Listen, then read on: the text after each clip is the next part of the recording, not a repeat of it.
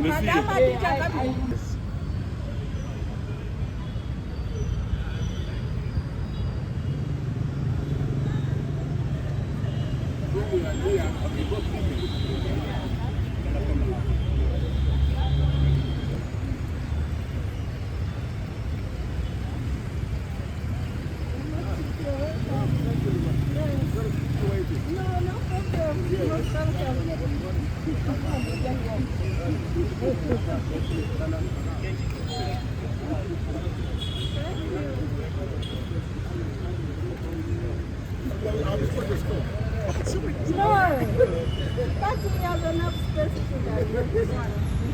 what I was wondering why we're here.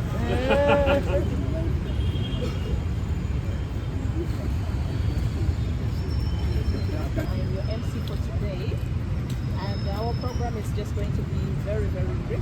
I would like to welcome you all.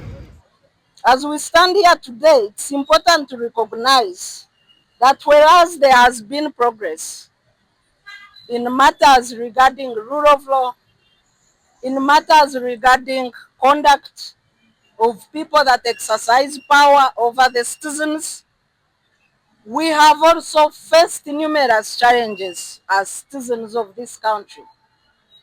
And some of the hope that citizens realized during the promulgation of this constitution has been dashed away by a failure to protect the constitution in some instances, a failure to safeguard the fundamental rights and freedoms of the people in some instances, especially the political rights, and a failure to resolve outstanding challenges like land conflicts and the land rights, especially for the poor and the vulnerable. It is a sign of hope that challenges and the decisions that citizens take during the most challenging times is what lays a firm foundation for countries, and Uganda is no exception. We stand here today representing citizens to reclaim the hope given by the 1995 Constitution, to reclaim the power of the people, to safeguard and protect the Constitution by holding our leaders accountable, and to reclaim the promise that was delivered on the 8th of October in 1995. We can do this, and that's why we are here. We have not lost hope in constitutionalism in Uganda. I thank you very much. Thank you very much for remembering this day, Sarah, the ED of Center for Constitutionalism, and for inviting us here today. In fact, today we have killed two birds with one stone. We are commemorating the 1995 Constitution today, and at the same time, the issues of climate change are also being taken into consideration. By planting trees in this city square or constitutional square, we are also trying to protect the environment and making the city greener than it was before. So with those few words, I thank you very much for the invitation. All protocol observed. My name is Isiko Arthur, the Treasurer of Uganda Law Society, standing in on behalf of the President of the Uganda Law Society, Isaac Makati. As the Uganda Law Society, we are thankful for this opportunity, this invitation that has been given to us so that we commemorate the 30 years of existence of the Constitution of the Republic of Uganda. As clearly intimated by Dr. Birete, there has been some progress, and that can clearly be seen in the Constitution, the way it was promulgated. However, we find that there are some challenges that have actually existed, and these lie in light of the challenges faced by people, issues concerning land, issues concerning the electoral processes that are being envisioned in this current era. So we believe that by celebrating and commemorating this day, we believe that the society can actually follow the right path to ensure that at the end of the day, we achieve what we all yearned for more than 30 years ago. Of course, this is not to forget the good initiative that is enshrined in Article 34, where at the same time we are protecting the environment that keeps us all safe and sound in a good and respectable manner. So we thank you so much, Doctor, for this opportunity, and we shall ensure that at the end of the day, a rule of law is achieved. Thank you so much. Who is held up with other official commitments. Would like to thank Dr. Sarah Virete for inviting us for this historic event that we are standing here 30 years to commemorate our Constitution of the Republic of Uganda. As you're well aware, Uganda Human Rights Commission is a creation of the 1995 Constitution to be able to safeguard and protect the rights of the people in Uganda.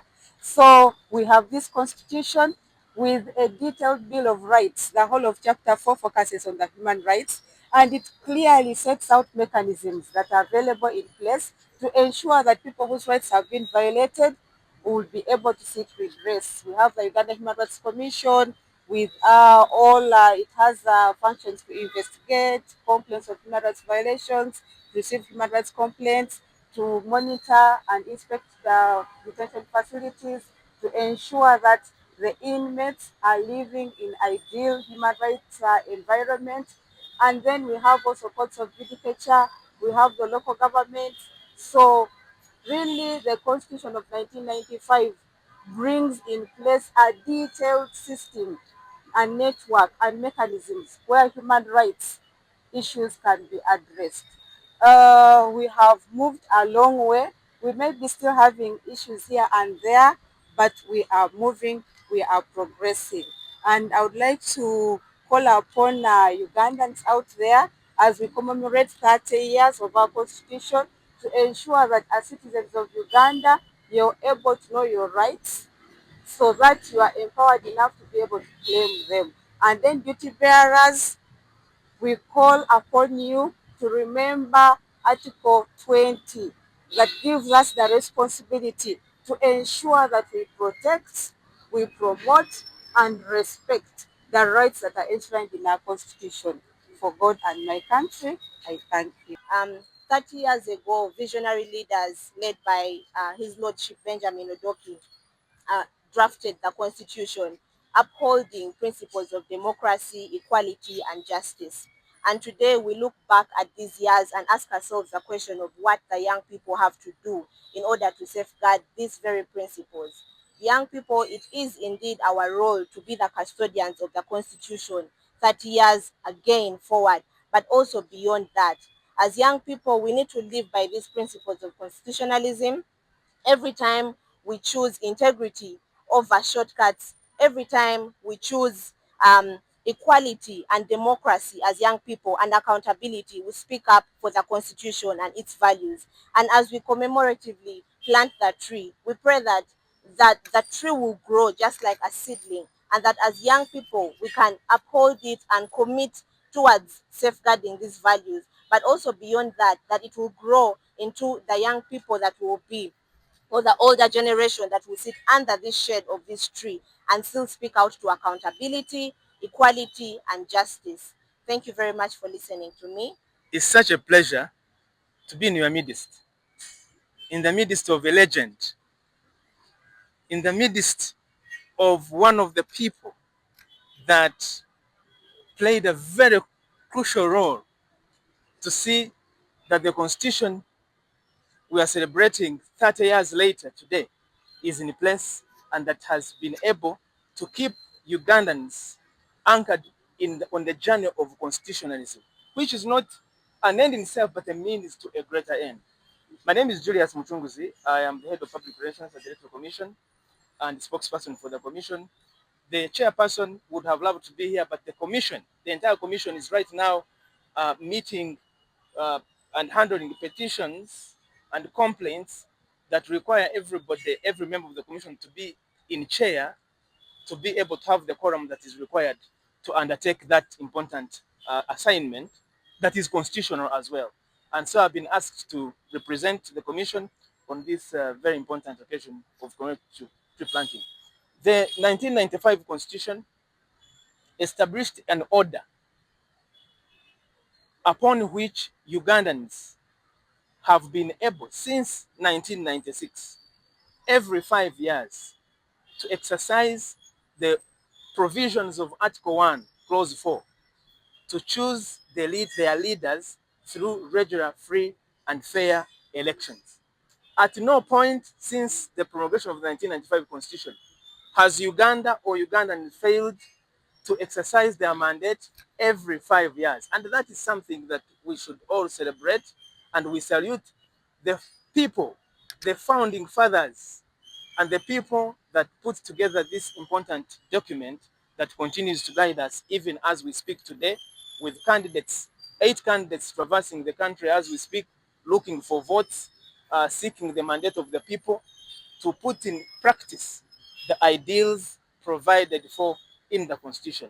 It is the 1995 Constitution that established the right to vote in Article 59 and provided that every citizen of Uganda who is 18 years and above has got a right to vote, and established the Electoral Commission in Article 60 with functions in Article 61 of what the Commission is expected to do. The Electoral Commission is your Electoral Commission. It is the Electoral Commission of the people of Uganda. And we exist primarily to ensure that Article 1, the sovereignty of the people, their right to choose their leaders, is actualized. Elections in this country have continued to be a foundation of ensuring that we have peace, we have stability, and we have unity. And we would wish to see that even this general election we are going into next year continues to anchor and buttress the ideals and mind that the framers of the 1995 Constitution had when they put together this document that continues to guide us. So it's a great pleasure for the Electoral Commission to have been invited by the Center for Constitutional Governance, Dr. Birete and your team. We are always delighted to work with you, because this is a journey that we have to work together on.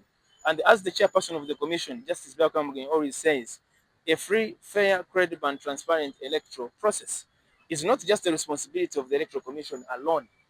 It is the responsibility of all the key stakeholders that have a role to play and in ensuring that it is free, fair, credible, and transparent.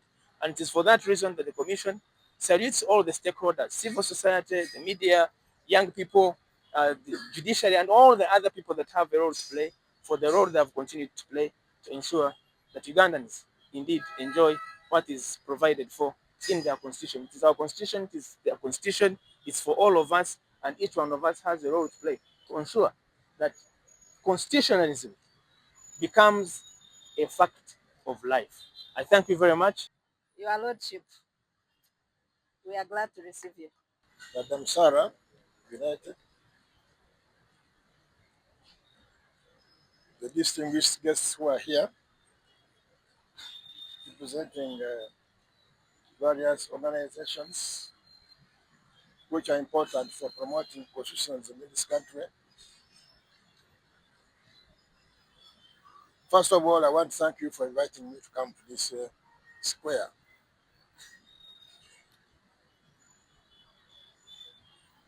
This square I have got a lot of history for this square, which if I tell young people here, they might think that I shouldn't be standing here. In 1967, when I had finished my first year at the University of Dar es Salaam, I came here to this High Court to look for a job. Temporarily, we used to call it vacation employment. And when I went to the chief registrar by the name of Kuruvia, he said, yes, I have a job. What job do you have? I want you to edit proceedings of the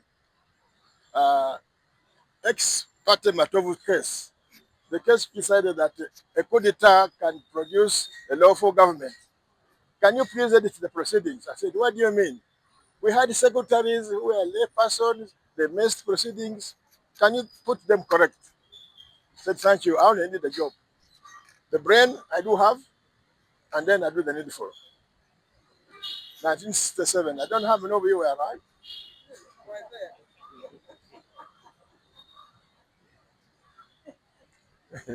after, after I gave up, after I gave up course, I left. I went back to the land of Nyerere. As if that was not enough. In 1978, as I was sitting in this building, the High Court here, it was announced that I had been made the judge of the High Court by the then Attorney General, Mathias Matovo. Said, how come? Said, you have been director of the Law Development Center, you have taught a lot of lawyers, now it's your time to come and tell them what you have been teaching. Said, okay, but I'm only 35 years old. How can I be a judge of the High Court? During a minute's time, you have no questions. You only have answers. Yes, sir. Yes, sir. So I came here in 1978, and as most of you know, I left after 35 years of sitting in this building. So I have a lot of history in this building. I have left out one detail. I know Sarah is looking at my watch, but when you reach 80 plus, you know you have many stories to tell. So 1979, the was overthrown by a government. I don't know whose government it was. So I was a young judge, 1979. I was asked, can you come and sit on the constitutional case, deciding whether the removal was lawful or not? I said, but I'm just a young judge. How do you? So you, just Manindo, the chief just Wambuzi, still alive and kicking, and Wambuzi alive by the grace of God. Another one called the Standard Bogo are dead. So we sat in this building, deciding whether the raise removal was lawful or not. You can read my judgment. I don't know what I said, but that's on just that is only a footnote. When I was chief justice here, I asked for a few meters of this square so that I could put up these buildings here because I thought they were too big to fit there. The mayor said, no, sir, not even an inch. That is a sacred place. I cannot give you an inch. So what you see is what happened. We just crammed in the building in that space of ours. So I have a lot of history on this square. Some of you are too young to know these things. In the management, we don't tell you everything. Only you see the results of the labor, of our labor.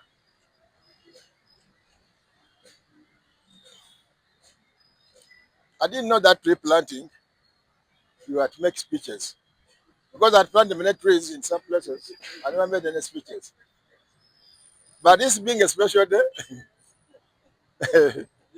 and on a matter on which I don't want to say I feel emotional, but very, very much attached, because when I hear some of the things which I had to sleep over, like power belongs to the people, instead of using the word sovereignty, some of the things which I had to think about with the people of Uganda, all those things which I had to labor to put in the constitution, I feel I don't want to say much about the constitution.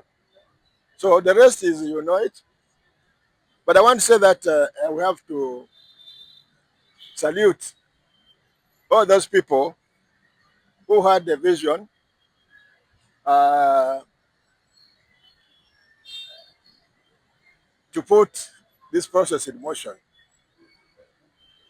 Uh, Many people join government or form governments and don't even write constitutions. They just continue as if nothing has happened.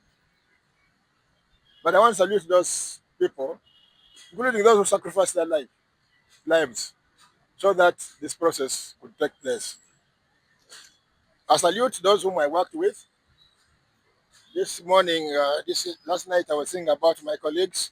Half of us are dead of the Constitutional Commission, and by the grace of God, about half of us are still alive. We thank God for it. I don't know about the Constitutional Assembly. I'm sure many are gone also, those who participated in the process. But that's the process uh,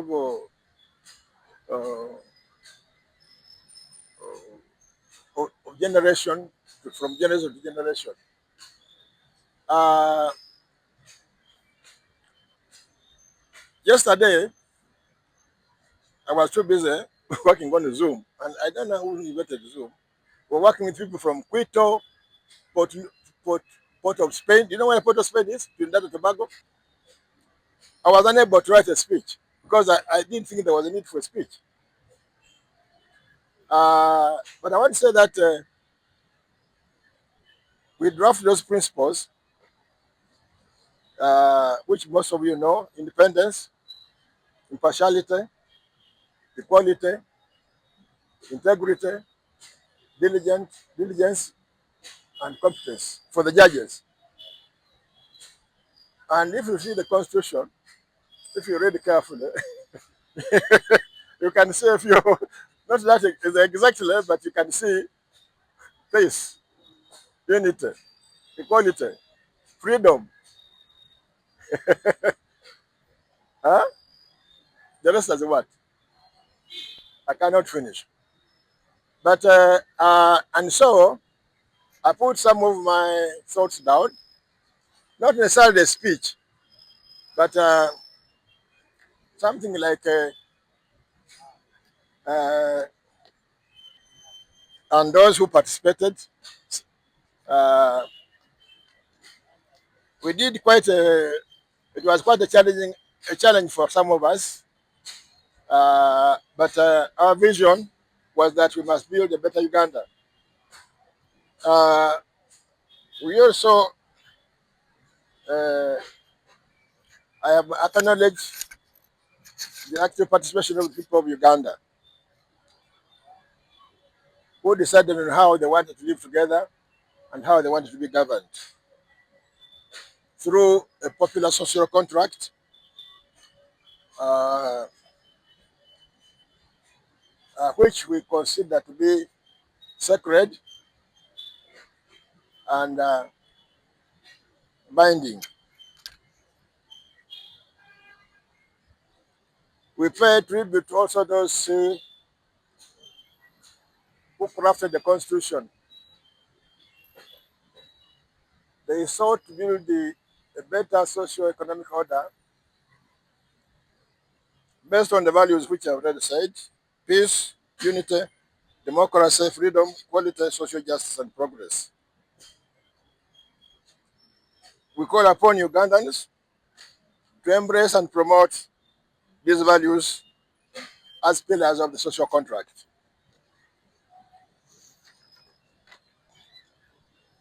Although much has been achieved in implementing the Constitution during 30 years, much remains to be done.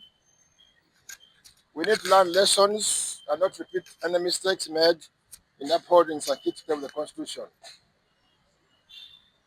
The Constitution is not cast in stone, but it allows progress through well-considered amendments which demonstrate a consensus for governance of the future of the country. They must not be undertaken lightly. I know in the Constitution the number of grades of amendments through the referendum, through district councils, through majority or two-thirds. And when we studied the constitutions, we found out there's no constitution that cannot be amended. But some people argue that there's a constitution that cannot be amended. We only argue that you must not destroy the basic character of the constitution. If it becomes too amorphous, if they cut off somebody's ear, you may leave. But if they cut off your head, it's a different story. So there are certain fundamental things in the constitution which which which I think should be preserved. uh, we also say, by the way, I think you know that we are trying to write a constitution of East Africa. So I had a committee of constitution experts in East Africa. We say a constitution is necessary but not sufficient. It is not self-executing. It cannot implement itself. It is necessary but not sufficient. And it's not self-executing. So we need viable institutions which must be built. If they are built, strengthened, to breathe life in the constitution, to make it a living document.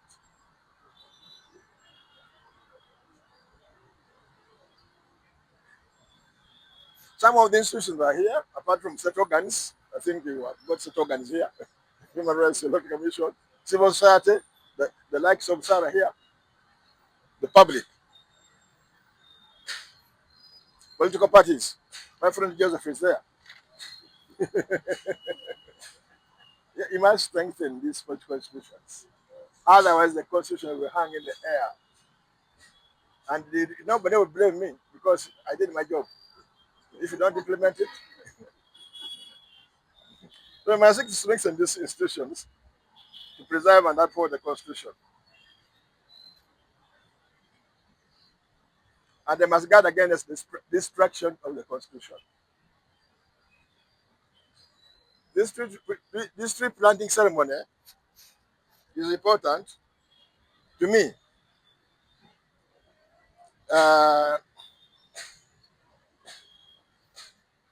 As I declare it,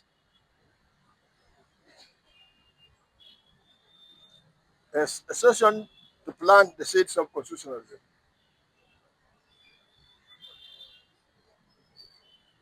which is a culture essential for promoting and protecting the constitution.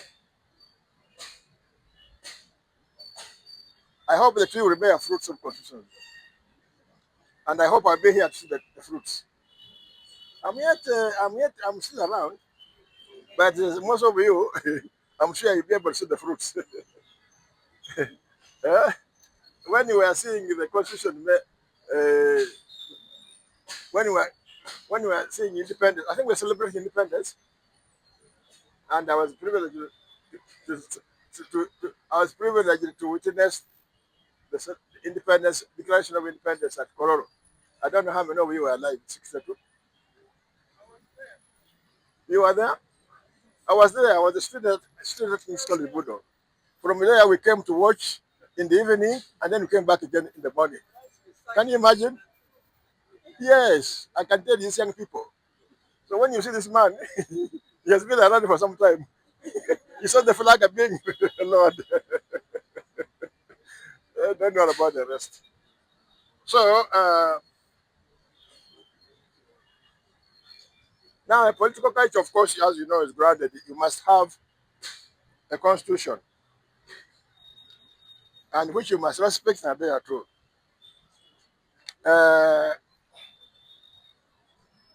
Constitutionalism, I don't know, it's basically an American doctrine. The Constitution of America was made in 1787. 1787, and one of the oldest. Although it has been amended about 19 times, and Indian Constitution has been amended about 100 times. So that's part of growth. The Constitution is supposed to limit government. Yes, the doctrine of limited government. That's what the Constitution is supposed to do. Define and limit the powers of government. And require government to abide by the law. And prevent absolute power. You can also add that bit one. The rule of law must prevail. I know the president will not start. Yes, the rule of law. The rule of law must prevail. So that the government and citizens are subject to the control of the law alike.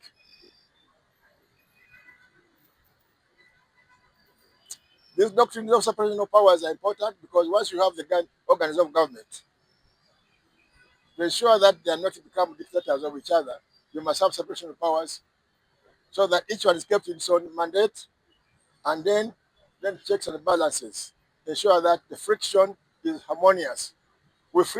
There's friction, but we don't fight like that. I don't know when I was in the chief just here, I think you didn't know how we were fighting because for me, I don't. Anyway, but there's always a war between the between the organs of government. But that's checks and balances. Uh, so protection of human rights is critical. You know, sometimes I don't think what happened. If you read that chapter on human rights, I spent time doctoring it, and it will be difficult for you to say it. Fundamental rights is the center of the Constitution. People give government power, but it must allow them to exercise their powers. Their rights and freedoms. They are very fundamental to governance. And that is a very important ingredient of constitutionalism. We need to practice democracy. Ruled by people, or as you said before, belongs to people. Yes, sovereignty of the people is very important. Meaningful participation in politics or in the government. Peaceful competition. Yes, we must cultivate values of tolerance. Yes, compromise. We must accept majority rule and respect minority rights. They must have their say. The principle of civilian control with the military. And lastly, the principle of peaceful resolution of disputes. You don't have to fight in public. So, democracy reinforces constitutionalism. I don't think you can have constitution without democracy. Lastly, we must empower the people to be able to defend the constitution and embrace constitutionalism and democratic values. The government and civil society bear major responsibility to educate the public about the constitution and the participation in the governance of the country, so as to demand accountability from duty bearers. I have been impressed by the coverage in the media about the framing and content of the Constitution and the challenges that face its implementation. So I thank Sarah for this opportunity, which is supposed to promote this idea of ensuring that the people are aware of the Constitution and are encouraged to support it and observe it and hold leaders accountable. And I thank you very much. I know I haven't touched controversial issues, but I'm capable of touching them. Because when we were writing the Constitution, we did not avoid those. If you read my report, all the bad things that you are saying about anybody, we are saying. And in the summary in the Constitution, we have put a lot of things, which show that we never like certain things to happen. But I want to wish you well, and I want you, Sarah, for organizing this meeting, to come back to my old home. I spent most of my life here, actually, on this square. And when you were young, you used to come here after hearing cases to have fresh air. When you were young state attorneys, yes. Because you couldn't afford meals, so you could come here and sit here from 1 o'clock to 2 o'clock. You go back and you hear the case. Another was Jubilee Park. It was tough time. Yeah, it was tough time. And we thank God that things have changed and that we have a good environment where we can discuss and agree to disagree, and that goes on. So thank you very much, and may God bless you.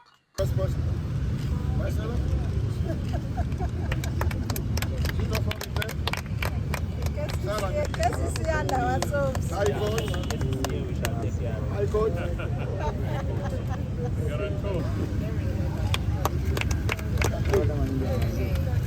enough. Thank you. But also this tree has a message. Also, so for our constitutional activity, the message is resilient democracy through active citizenry, nurturing institutions.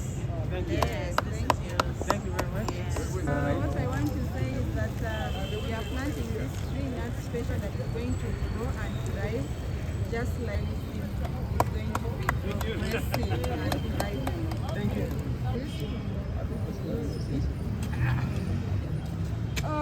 So the May you message, thrive yes, the and message for bring your peace tree. and put shades in the square. I do this in the name of the Father. So this tree has the message, a shelter for patriots and citizens. That's the message. Thank you. We did well on those messages. A tree of freedom and liberty for posterity. That's very Very good. You are bringing water. It's a Gen Z. Wow. Which generation is so that? great. Where next? Thank you, Joseph. We're done. Okay. Okay, someone also help him remove the big stones. Okay, what about the young lady? Yeah. It's your future. Yeah. Very good. Very good, very good.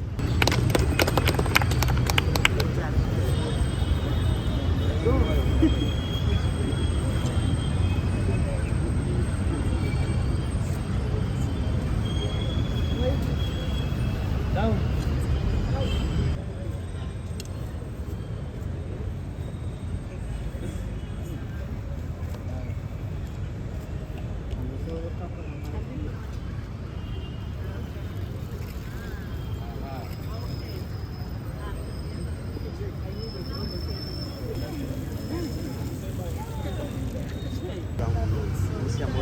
Background, yeah.